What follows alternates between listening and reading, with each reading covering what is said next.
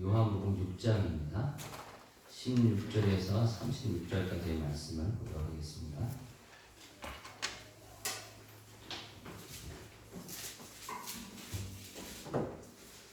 요한복음 16장 16절에서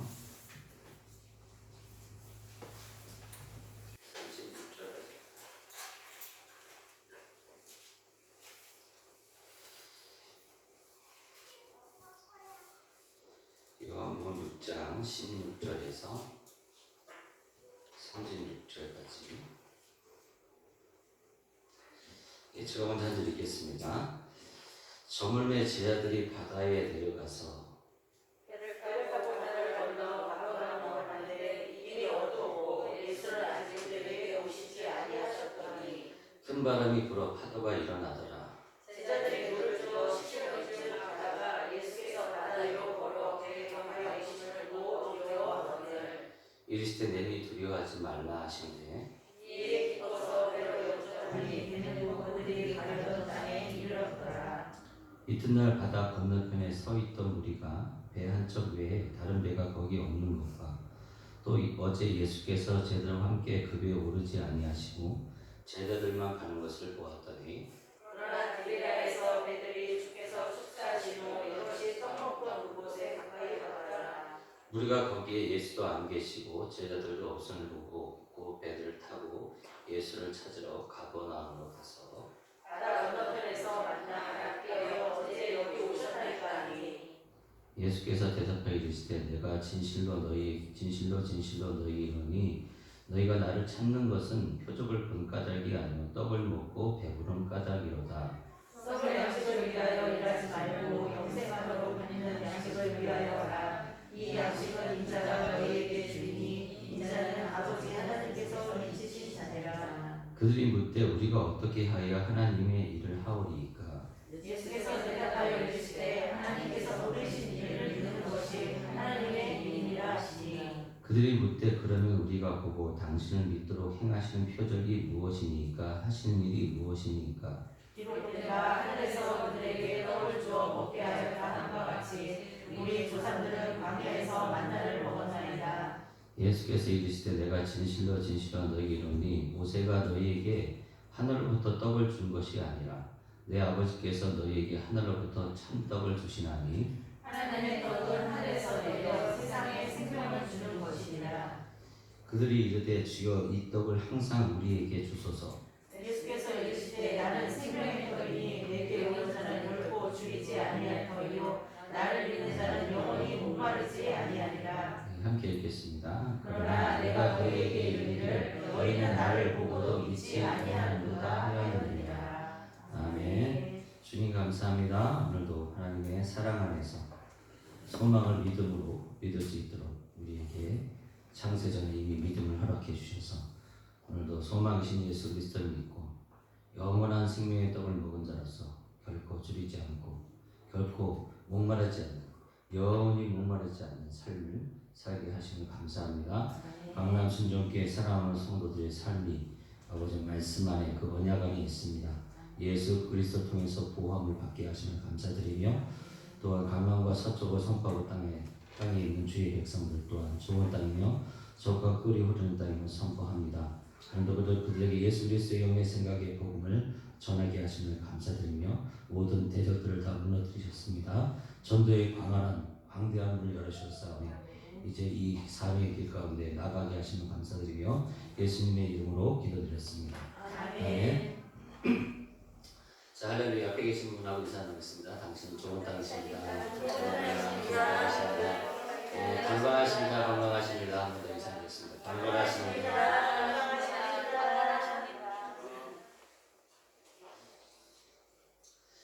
네, 오늘 말씀의 제목은 표적의 복음을 말하라. 그 5번째 시간입니다. 그 표적의 복음을 말하는 것이 무엇인가? 바로 우리 작은 일에, 적은 일에 간증을 나누는 것이죠. 물 한 잔 먹으면서도 감사하고, 내 남편이 내 옆에 있는 것만으로 감사하고, 아내가 옆에 있는 것만으로 감사하고, 그 감사가 넘쳐서 결국 찬양이 되고 있다는 것입니다. 그래서 우리의 삶 안에서 이 7개의 표적을 특별히 뽑아서 사도 요한이 얘기하고 있는 이유는 이 표적을 통해서 바로 우리에게 하고 싶은 말이 있다라는 것이죠. 그래서 우리가 첫 번째 표적은 물이 포도주가 되는 걸 통해서 포도주의 기쁨은 있다가도 없지만 예수 그리스도의 보혈을 통해서 주시는 그 기쁨은 영원하다는 것입니다. 그렇죠? 그것이 첫 번째 표적이 우리에게 주는 메시지고 두 번째 표적은 바로 그렇게 영원한 기쁨 가운데 예수 그리스도를 소망으로 모시고 사는 자는 바로 소망의 삶을 산다. 그것이 두 번째 표적이죠. 그래서 왕의 신하에 대한 신하의 병든 아들에 대한 내용이 있었죠. 그 왕의 신하가 어떻게 반응을 보였어요? 너희 아들이 낳았다 라는 그 말을 믿고 갔다는 것이죠. 우리는 보통 아들이 낳는 것에 집중하고 있지만 이 말씀은 왕의 신하가 예수님이 하신 말씀을 믿었다는 것입니다. 그 언약은 변함이 없다는 것이죠. 아들은 낳는다 할지라도 또 속을 새길 수 있죠. 또 병이 걸릴 수 있지만 그건 자꾸 바뀌어요. 그러나 하나님의 언약의 말씀은 너희 아들이 낳았다라는 그 말씀은 영원하다는 것입니다. 변함이 없다라는 것이죠. 그리고 그렇게 소망으로 사는 자는 바로 모든 날이 안식일이다라는 것이 38년 된 병자를 통해서 이제 우리에게 말씀을 해주고 있는 것입니다. 그렇게 예수 그리스도를 구주로 모시고 소망 가운데 안식을 사는 자들에게 이제 네 번째 표적을 통해서 오병이의 표적을 통해서 빌립을 테스트하시는 것처럼 우리 모두를 지금 믿음의 테스트를 하고 계신다는 것이죠. 예수 그리스도를 구주로 모셨으면 소망 안에 사는 것이고 안식 안에 삶을 사는 것인데 너에게 내가 이런 어려움을 주겠다는 것입니다. 오병이어라는 이렇게 5천 명이 모여 있는데 5천 명이라는 사람이 모여 있는데 보리떡 5개와 이 물고기 2마리로 이들을 어떻게 역사를 일으키는지를 보여주시기 위해서 하나님의 사역은 어떻게 풀어지는지를 보여주시기 위해서 하고 있다라는 것이죠. 전 천지를 창조하신 그분께서 보리떡 5개와 물고기 2마리 들고 너무 감사하고 있다라는 거예요. 그때 기적과 표적이 나타나고 있다라는 것이죠. 그래서 그 기적과 표적이 나타날 수 있는 유일한 이유는 무엇인가? 바로 그분께서 사탄과 마귀에게 시험을 당하실 때 어떻게 대응을 했어요? 말씀으로 대응을 하고 있다라는 거예요. 오늘 찬양 중에서 그런 내용이 있었죠. 베드로가 말씀을 의지해서 내가 던지겠습니다. 그러면 그 말씀이 무엇인가? 사람이 떡으로 사는 것이 아니라 하나님의 입에서 나는 모든 말씀으로 산다. 그 말씀을 예수님이 선포해 놓으셨기 때문에 보리떡 5개와 물고기 2마리 잡았을 때 감사하는 마음이 생기는 거예요. 우리가 그렇게 하나님 난 사람이 떡으로 사는 자가 아니라 떡 때문에 오병이어를 통해서 이 5천 명을 먹여야 되는 그런 근심과 걱정 때문에 착각과 오해와 미혹에서 길을 잃어서 사는 그런 인생이 아니라 오히려 나는 요 물 한 잔에 감사하는 삶을 사는 자입니다. 그래서 아무도 그 말을 하지 않고 빌립도 그 말을 하지 않고 안드레도 그 말을 하지 않고 있는데 예수님만 그 떡을 잡고선 하나님 감사합니다 하고 있다라는 거예요. 천지를 창조하신 분이 보리떡 5개하고 물고기 2마리 들고 감사하고 있다라는 거예요. 그러면 기적과 표적은 이사는 어디서 나타나는가? 내 삶의 작은 것에서부터 감사할 때, 그렇죠? 그냥 나 존재만으로 그냥 감사할 때, 하나님 나를 사랑하셔서 예수님 나를 사랑하셔서 구원해 주셨네. 너무너무 감사한 것이죠. 어떤 할머니는 그런 얘기를 하세요. 내가 너무 가난해서 복음을 못 전하겠다는 거예요. 근데 중요한 건 뭐죠? 내가 그냥 그 할머니 그 가난한 자체가 감사한 거예요. 그 감사를 자꾸 표현할 때 그 가난에서 벗어나서 부유한 삶을 살 수가 있는데 그냥 나는 가난해서 복음을 못 전해. 내가 복음 전하는 게 덕이 안 돼. 무슨 덕이라는 것이 무슨 우리는 복음을 전하는 것이 덕을 전하는 게 아니에요. 공자의 덕을 전하는 게 아니다 이 말입니다. 소크라테스의 덕을 전하는 게 아니에요. 우리는 복음을 전하는 자들이에요. 복음을. 그렇게 작은 믿음의 감사들이 자꾸 선포될 때 하나님께 내 삶의 풍성함들을 드러내신다라는 것입니다. 그런 부분이 이제 저번 시간까지 말씀을 나눴던 거예요. 그래서 오늘 5번째 표적 안에서 우리가 볼 수 있는 것은요, 예수님께서 그 무리를 바다 위를 걸으시는 그 표적의 내용을 보시면요, 특징이 하나 있습니다. 제가 그 구절 한번 다시 한번 읽어볼게요. 큰 바람이 불어 파도가 일어나더라. 제자들이 노를 저어 10여리쯤 가다가 예수께서 바다 위로 걸어 배에 가까이 오심을 보고 두려워하거늘 이르시되 내니 두려워하지 말라 하신대 이에 기뻐서 배로 영접하니 배는 곧 그들이 가려는 땅에 이르렀다라는 것입니다. 그러니까 예수님이 지금 바다 위를 걸어오고 계신다는 것에 거기에 지금 중점을 두고 있고, 또 하나는 무엇인가, 이 요한복음의 기자가 그 제자들이 예수님이 올 때 맨 처음 두려운 마음이 있었는데 예수님이 두려워 말라라는 그 말씀, 그 명령의 말씀을 받아서 어떻게 반응을 보고 계세요? 기뻐하면서 영접하고 있다라는 거예요. 그걸로 결론을 내리고 있다는 것입니다. 그러니까 굉장히 아주 심플하고 단순하게 지금 표현을 하고 있다는 것이죠. 그래서 요한복음에 나오는 무리를 걷는 표적을 통해서 예수님과 제자들의 모습이 아주 간결하고 절제되어 있는 모습으로 표현하고 있다는 것입니다. 원래 이 무리를 걷는, 이 바다 위를 걷는 이 표적의 내용은 이 마가복음에서도 나오고 마태복음에서도 나오고 요한복음에서 나옵니다. 세 군데서 나온다는 것이죠. 어디서 나온다고요? 마태복음, 마가복음, 요한복음에서 나와요. 근데 이 세 가지 중에 마태복음에 보면 어떻게 설명을 하고 있냐면요. 마태복음에서는 베드로와 제자들과 또 예수님의 모습을 아주 자세히 설명하고 있습니다. 자세히 설명하고 디테일하게 그들의 감정선을 아주 자세히 설명하고 있어요. 그런 상황을 아주 감정을 풍부하게 표현을 하고 있다는 것이죠. 그래서 마태복음 14장 24절에 보면 이 요한복음에 없는 아주 디테일한 상황들을 전개해 놓고 있습니다. 보면은 마태복음 14장 24절에 보면 배가 이리 육지에서 수리에 떠나 바람을 거스름으로 물결로 말미암아 고난을 당하더라. 지금 물결로 말미암아 고난을 당한다 이런 얘기는 요한복음에 없어요. 근데 마태복음에서는 고난을 당한다. 그 지금 제자들 지금 고난을 당하고 있는 모습을 굉장히 섬세하게 표현을 하고 있다는 것입니다. 그들이 지금 느끼고 있는 그런 감정들, 그래서 이걸 느끼면서 정말 힘들겠구나 하는 것을 우리도 동시에 같이 느끼게 된다는 것이죠. 그러면서 제자들이 그 다음 26절에 보니까 제자들이 그가 바다 위로 걸어오시는 보고 놀라 유령이라 무서워하며 소리 지르고는 어때요? 요한복음에 나와 있지 않은데 마태복음에는 아주 구체적으로 설명을 하고 있습니다. 근데 요한복음에 그걸 설명하고 있지 않다는 것은 뭔가 사도 요한이 뭔가 이걸 통해서 설명하고 싶은 것이 있다라는 거예요. 또 심지어는 마태복음 14장에서는 예수께서 즉시 이르되 안심하라 내니 두려워 말라 하니까 베드로가 대답하여 이르되 주여 만일 주님이시거든 나를 명하여 무리로 걸어오게 하소서. 그러면서 그 베드로가 있었던 얘기들을 아주 상세하게 적어놓고 있습니다. 오락 걸어가다가 두려워서 빠져들었고 왜 두려워하냐 이 믿음이 적은 자요. 그런 표현들을 아주 구체적으로 하고 있는데 지금 요한복음은 어떻습니까? 전혀 그 내용을 설명하고 있지 않습니다. 또 마가복음을 보실까요? 마가복음은 제자들의 모습을 이렇게 표현합니다.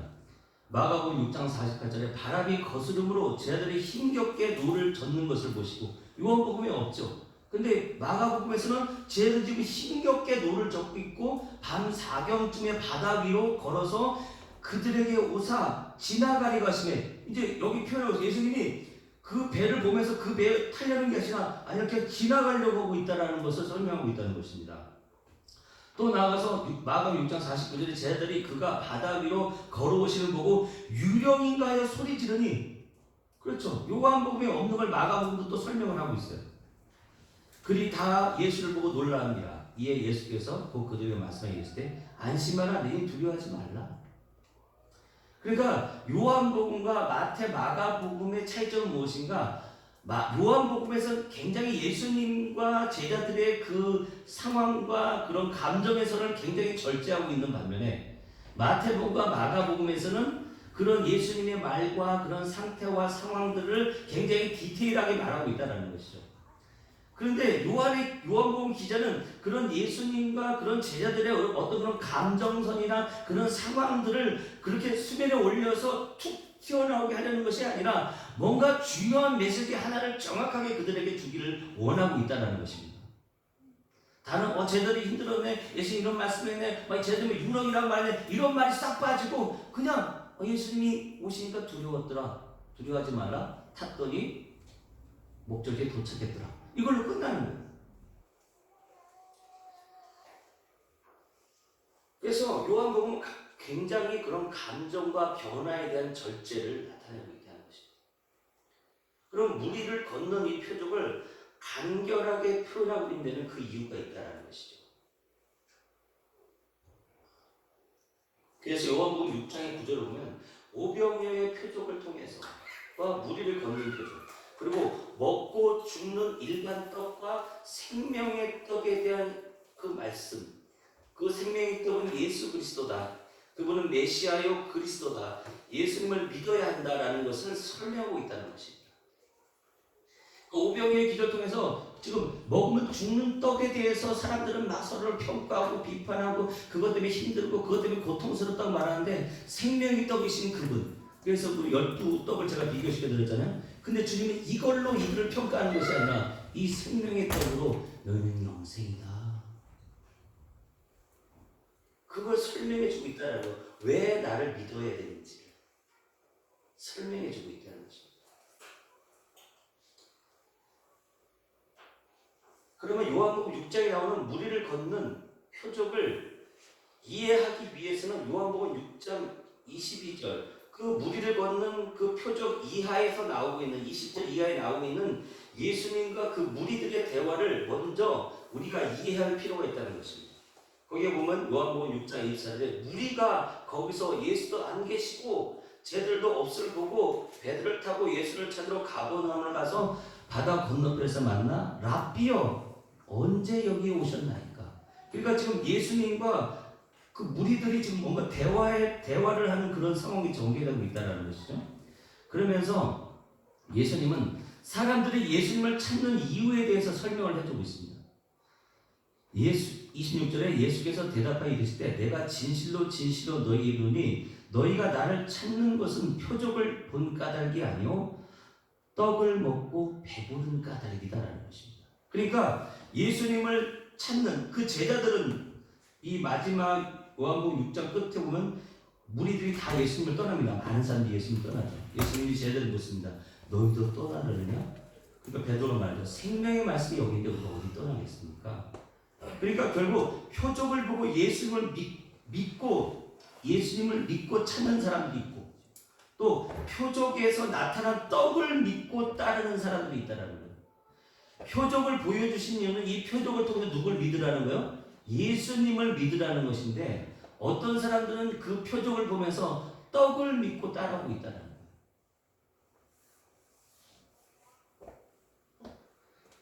그래서 그걸 연결시키면 어떻습니까?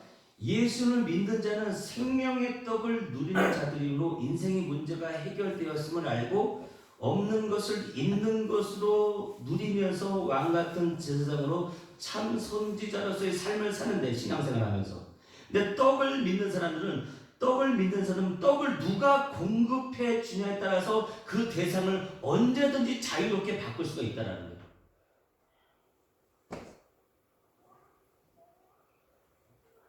떡을 누가 주느냐에 따라서 언제든지 그 대상을 바꿀 수가 있다는 것이죠.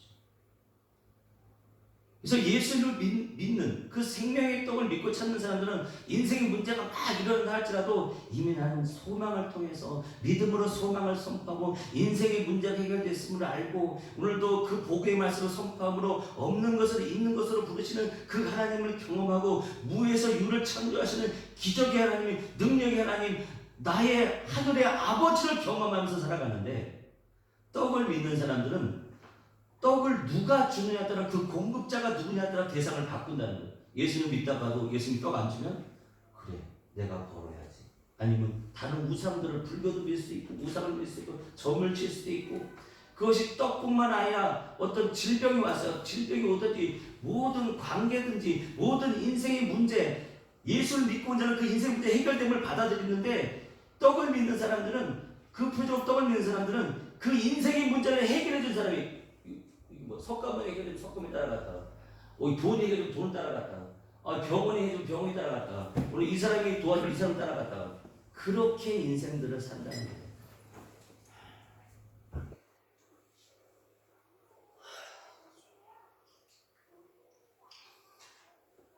그러면 예수를 믿는 믿음을 따르는 것은 영원한 것이다. 우리가 예수를 믿는다는 것은 영원한 영생의 그 충만함을 따르는 것이라는 거예요. 근데 떡을 믿고 따르는 것은 썩는 것을 따라가고 있다는 것이죠. 그 말씀이 바로 요한복음 6장 27절에 썩을 양식을 위하여 일하지 말고 영생하도록 있는 양식을 위하여 하라. 이 양식은 인자가 너에게 주리니 인자는 아버지 하나님께서 인치신 자니라. 그러니까 썩을 양식을 위해서 일하지 말라는 것이죠. 그러니까 말씀의 내용을 쭉 보면 그 무리를 걷는 또 500의 기적을 같이 붙여놓고 그걸 통해서 우리에게 주시는 메시지는 무엇인가? 생명의 떡이신 예수님을 왜 믿어야 되는지를 무리를 걷는 표적을 통해 함축적으로 우리에게 주고 있다는 거예요. 메시지를. 다른 감정을 느끼거나 어떤 상황이나 관계를 보지 않고 오로지 하나의 관점을 볼 수 있도록 길을 인도하고 있다는 것입니다. 근데 그것이 흐려지는 이유는 예수님을 표적을 보고 예수를 믿어졌다는 것이 아니라 떡을 누가 주느냐, 내 인생의 문제를 누가 해결해 주느냐에 따라서 막 수시로 바뀌는 사람들이 있다는 거예요.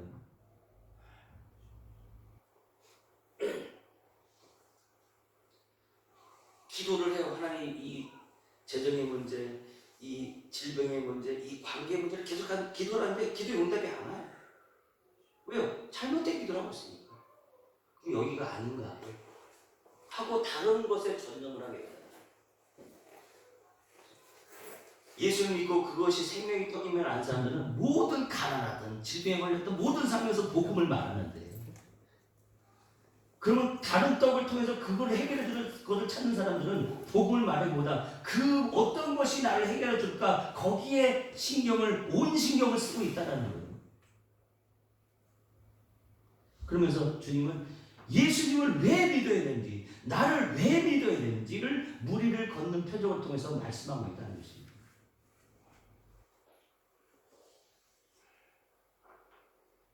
예수님과 무리와의 대화를 더 한번 들어보시죠. 그들이 28절에 이렇게 묻습니다. 그들이 묻되 우리가 어떻게 해야 하나님을 하오리까? 그러니까 무리들이 어떻게 해야 영생의 양식을 구하여 하나님을 일을 하겠습니까? 라고 예수님께 묻는 거예요. 그러니까 예수님이 말하죠. 예수님은 하나님이 보내신 자를 믿는 것이 하나님의 일이다. 다시 보죠. 다시 예수님을 믿어야 된다는 것을 키포인트를 놓고 얘기하고 있습니다. 그러니까 그 얘기들은 요한복음 6장 30절 무리들이 이렇게 말해요. 그들이 묻되 그러면 우리가 보고 당신을 믿도록 행하시는 표적이 무엇입니까? 하시는 일이 무엇입니까? 기록된 바 하늘에서 그들에게 떡을 좀 먹게 하였던 것 같이 우리 조상들은 광야에서 만나를 먹었습니다. 그러니까 이들의 얘기는 뭐예요? 그러면 당신은 믿으라고 얘기하는데 그러면 당신을 믿어야 되는 그 표적은 뭡니까? 우리 민족들은 광야에서 뭘 먹었다고요? 만나를 먹었다는 거예요. 그 말을 들은 예수님이 야, 모세가 너에게 준 떡을 믿는 것이 아니라 하늘에서부터 참떡이 내려오는데 그 참떡을 믿어야 생명을 얻어라는 것이 뭐예요? 요한복음 6장 32절 말씀이죠. 예수께서 이르시되 내가 진실로 너에게 이르니 모세가 너에게 하늘로부터 떡을 준 것이 아니라 이 떡을 믿으라고 준 것이 아니라 내 아버지께서 너에게 하늘로부터 참떡을 주시나니 하나님의 떡은 하늘에서 내려 세상에 생명을 주는 것이다라는 거예요. 그 생명에 주는 것을 믿어야지 그 떡을 믿는 게 아니다라는 거예요. 근데 너희는 지금 그 떡을 믿고 배불러서 왔다는 거예요. 표적을 보고 날 찾아온 게 아니라 이 사람이 우리 떡을 해결해 주네? 그래서 지금 예수님을 따라오고 있다는 거예요. 내가 언제든지 너한테 떡 더 이상 주지 않겠다고 그러니까 어때? 무리들은 다 떠나는 거예요. 다른 데 가서 떡을 얻어야 되겠구나. 다른 데 가서 이 질병을 치료해야 되겠구나. 다른 데 가서 이 관계를 회복해야 되겠구나. 내 힘으로, 내 능력으로 내가 한번 용 써봐야 되겠구나. 그리고 다른 생각을 한다는 거예요.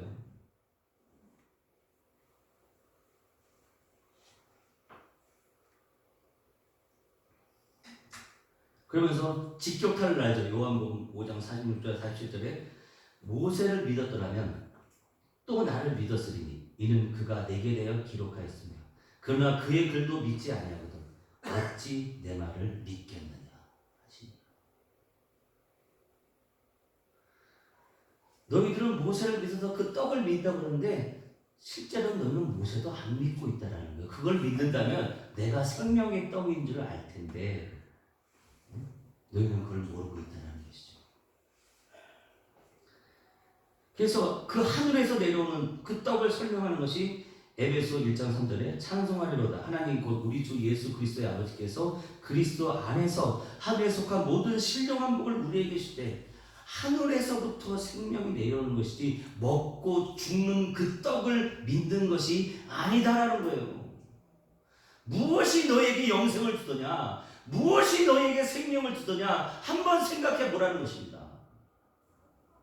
그래서 골로새 3장 2절에 위의 것을 생각하고 땅의 것을 생각하지 말라.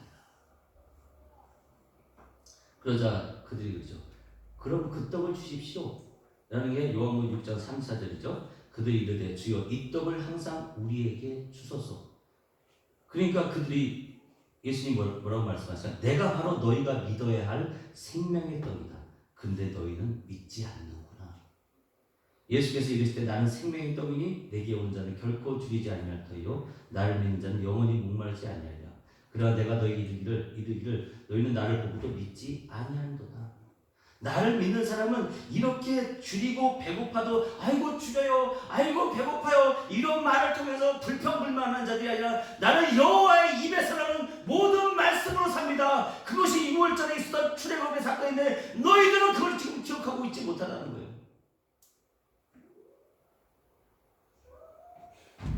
아니 입을 거 언제 주실 거예요? 마실 거 언제 주실 거예요? 먹을 거 언제 주실 거예요? 이러고 있다는 거예요. 그러니까 평생 그 열매를 못 보는 거예요. 사람이 떡으로 사는 것이 아니라 하나님 입에서 나는 말씀으로 사는 것입니다. 남편이 문제 있으면 주여 그 남편의 문제 때문에 불평불만하는 것이 아니라 주여 이는 예수 안에서 거듭난 자입니다. 이런 사람이 떡으로 사는 자가 아니라 하나님 말씀으로 사는 자입니다. 이 말씀을 먼저 그 남편의 인중에다 대고 딱 퍼부어야 된다. 잘 때.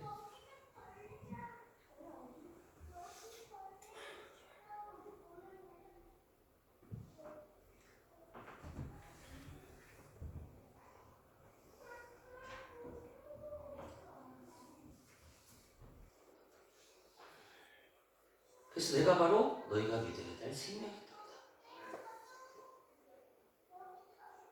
그러면 예수님을 믿는 자는 생명의 떡을 누린 자이므로 인생의 문제가 해결되었고 없는 것을 있는 것으로 부리는 그러한 삶을 왕같은 세상으로 참선지로 삶을 사는 것이 당연한데 왜 너희는 떡을 믿는 사람처럼 누가 오늘도 내 떡을 공급해주나 이러면서 언제든지 그렇게 갈아타고 있냐는 거예요. 너 자신을 왜 금세 갈아타고 있냐.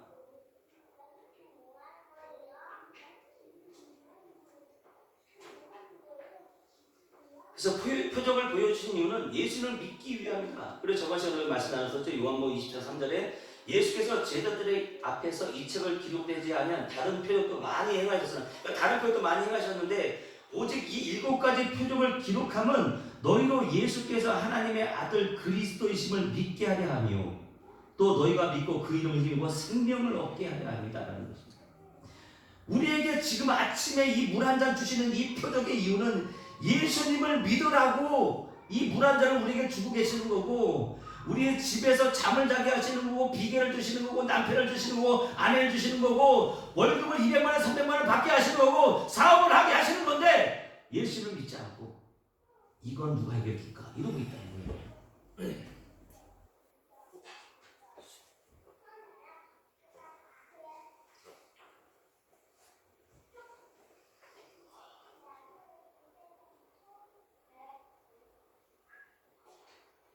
그래서 예수님을 근데 그들은 요한복음 4장 48절에 그 표적에 어떻게 반응을 보이는가? 예수가 이르시되 너희는 표적과 기사를 보지 못하면 도무지 믿지 아니하리라. 그래서 예수를 믿지 않는 것이 결국 뭐라면 죄라는 것이 요한복음 19장 9절에 죄에 대하여라 하면 그들이 나를 믿지 아니하며 죄가 뭐요? 예수님을 믿지 않는 거예요. 근데 저와 여러분 예수님을 믿어요. 그러면 죄에서 벗어났단 말이죠. 근데 오늘도 뭐죠? 내 인생의 문제를 가지고 마귀와 사탄과 귀신은 우리들 미혹하고 있고 우리를 착각을 일으키고 길을 잃어버리게 하고 있는데 그 귀신 향해서 예수 이름으로 더럽고 악한 귀신아 예수를 쫓겨나갈지어다 것이로다. 이 말을 우리가 해야 된다는 것입니다.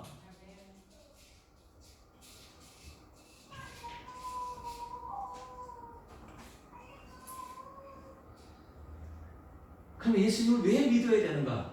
무리를 걷는 표적을 통해 더 자세히 우리에게 알려주길 원하시는 거예요.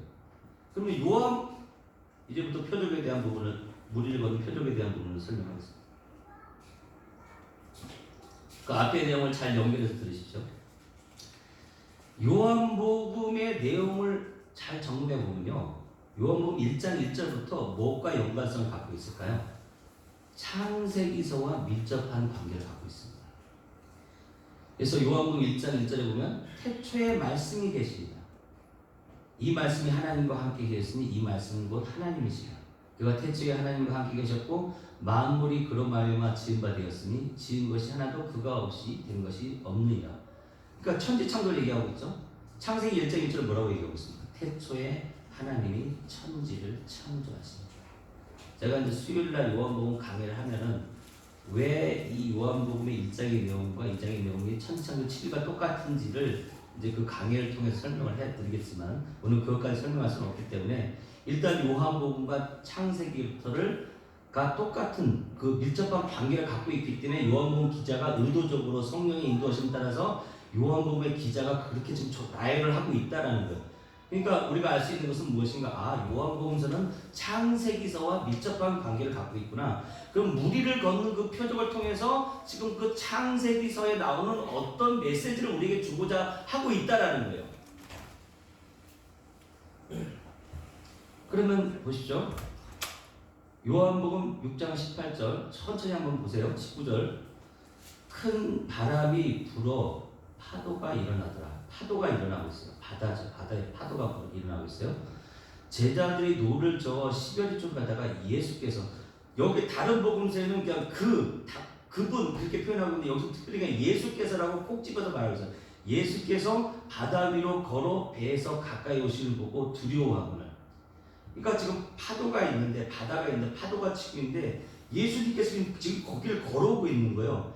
이걸 통해서 이렇게 볼 수도 있겠죠. 출애굽 사건을 다시 한번 보여주시기 위해서 그럴 수도 있겠지만은, 근데 출애굽 사건을 보여주려면 어떻게 돼요? 그거를 갈라야죠. 갈라서 예수님이 거기를 걸어오시는 모습을 보여주셔야 되는데, 그것이 아니라 예수님이 그 수면 위를 걷는 모습을 보여주고 계신다는 거예요.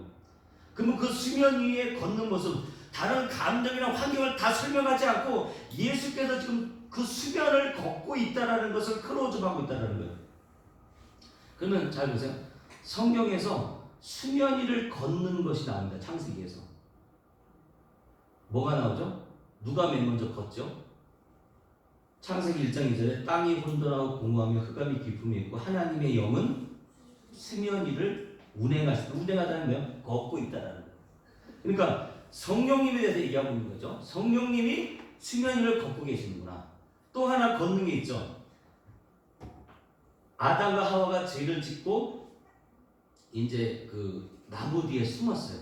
그때 창세기 3장 8절에 어떻게 표현하고 있죠? 그들이 그날 바람이 불 때 동산에 거니시는 여호와 하나님의 소리를 듣고 아담과 그의 아내가 여호와 하나님의 낯을 피하여 동산 나무 사이에 숨은지라. 그럼 누굴 얘기하고 있는 거예요? 성령님이 걷고 계시고, 걷는다는 건 이 여기서 나오는 이 거니시는, 그 다음에 운행한다는 말은 우리가 말해서 독수리가 자기 보금자리를 어저께 자기 새끼를 그 너풀로 이렇게 모으는 것처럼 보호하고 계시는 거죠. 마찬가지로 성령이 걷는다는 건 성령께서 보호하고 계신다는 것이고, 하나님이 지금 죄를 짓고 있는 아담의 그 주변을 거느리고 계신다는 건 뭐예요? 그들을 지금 보호하고 계신다는 거고, 예수님께서 지금 무리를 똑같이 그 수면 위를 걷고 있다는 건 뭐 누굴 지금 보호하고 계신다는 거예요? 그들을 지금 보호하고 계신다는 거예요. 그걸 통해서 뭐죠? 나는 뭘 나타내는 거예요? 성령과 하나님을 통해서 나는 뭐라는 거예요? 하나님이다. 예수님 자신이 뭐라는 거예요? 나는 천지를 창조한 하나님이다. 그렇기 때문에 너희가 나를 믿어야 된다는 거예요.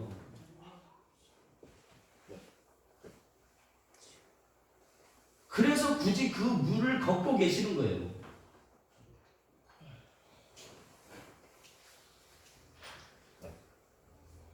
그래서 그 원어적 하나님의 영은 수면에 운행한다. 이것이 신명기서 32장 11절 말씀 똑같아요. 마치 독수리가 자기의 보금자리를 어지럽게 하며 자기의 새끼 위에 너풀거리며, 이 너풀거린다는 게 운행한다는 뜻이면 그의 날개를 펴서 새끼를 받으며 그의 날개 위에 그것을 엎는 것 같이. 그러면 이 내용을 마태복음 23장 37절에 설명하고 있죠. 예루살렘아 예루살렘아 선지자들 죽이고 내게 파송된 자들을 돌로 치는 자여, 암탉이 그 새끼를 날개 아래 모음같이 내가 내 자녀를 모으려 한 일이 몇 번이더냐. 그러나 너희가 원하지 아니하여.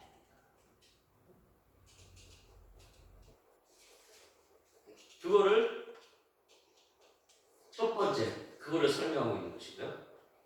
그 표적의 전반부를 그거를 설명하고 있는 거예요. 그래서 그게 19절까지의 내용이죠. 그러면서 19절과 20절을 연결하면서 이제 뭘 설명하고자 하는 것인가? 그들이 지금 두려워하고 있는데 두려워하지 말라라는 말씀을 듣고 기뻐서 배로 영접하고 있다라는 거예요. 그럼 이것은 무엇인가? 자, 두려움의 상황. 자, 창세기 12장에 아브라함의 복이 나오는데 그 앞에 두려운 상황들이 펼쳐지죠. 뭐죠? 자기 갈대 우를 떠나서 가나안 땅으로 가는데 하란이 죽죠. 아들이 죽고요. 데라를 따라가는데 사레는 불임이죠. 데라는 죽었죠. 아브라함의 암이 75세가 됐어요. 그래서 하나님은 아브라함에 나타났다. 넌 두려워하지 말라. 표현하고 있죠. 그러니까 그런 두려움 속에서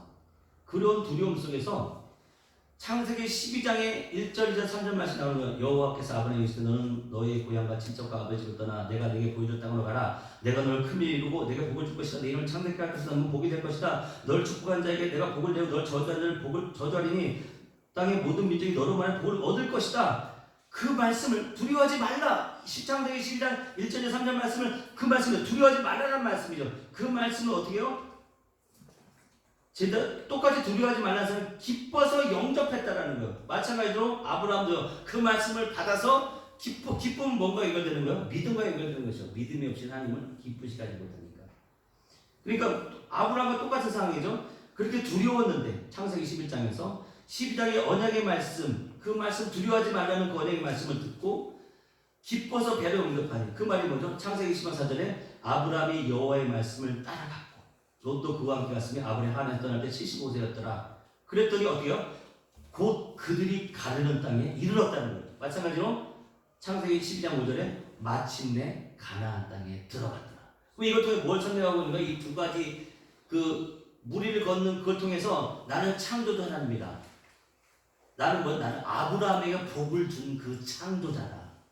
라는 것을 뭐라는 거예요? 이 무리를 걷는 표적을 통해서 설명해 주고 있는 거라는 거예요. 그래서 다른 감정이나 환경이나 그걸 다 절제시키고 아주 간결하게 나는 창조주고 너희들이 믿는, 너희들이 바라보고 있는 그 아브라함의 복을 준 그런 하나님이다라는 것을 이 무리를 걷는 것을 통해서 요한 기자는 설명해 주고 있다는 것입니다. 그러면서 뭐라고 표현했어요? 그래서 그들이 기뻐서 배로 영접하니, 그래서 요한복음 1장 10절을 뭐라고 표현하고 있습니까? 영접하는 자, 곧 그 이름 믿는 자들에게는 하나님의 자녀가 되는 뭘 주셨다? 권세를 주셨다. 그럼 저와 여러분 어떻습니까? 그 7개의 표적 안에 있는 저와 여러분 이미 예수님이 영접한 그런 창조주를 믿고 있다는 거예요. 아멘.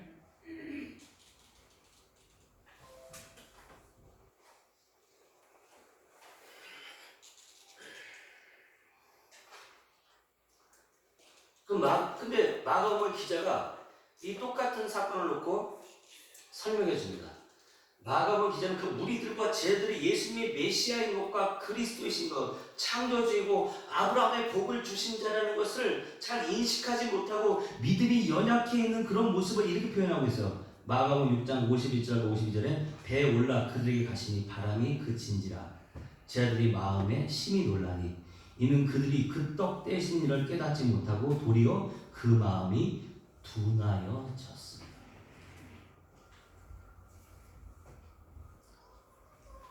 물을 앞에 놓고 밥을 앞에 놓고 남편과 아내를 앞에 놓고 그 인생의 문제를 그 앞에 놓고 마음이 둔하여졌다는 겁니다. 그럼 다윗은 어떻습니까? 원수의 앞에 앞에서 내게 상을 주실